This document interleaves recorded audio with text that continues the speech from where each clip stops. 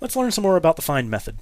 As we already learned with the find1 method, the find method can take a couple of arguments. The first argument specifies what documents to return in the query, similar to a where clause in SQL. For instance, I can retrieve just those documents where the field type is essay, and here we see a bunch of essays with scores.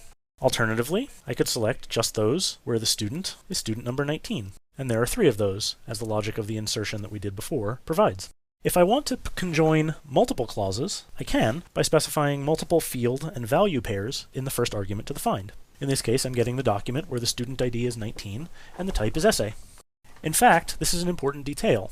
When multiple fields are given in the document that's in the first argument to find, the meaning of that query to the find is that both the fields have to match whatever the specified criteria are. In this case, the student must be equal to 19 and the type must be equal to the string essay.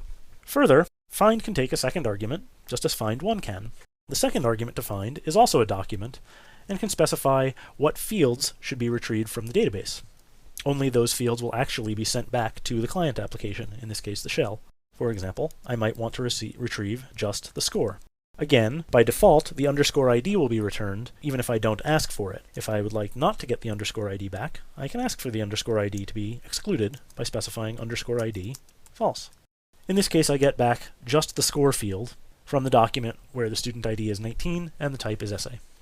There is a lot more to be said about the query facilities that are available for the first argument to find, but not a whole lot more to be said about the second argument to find, so we might not be revisiting it very much for the rest of this course. Okay, let's have a quiz.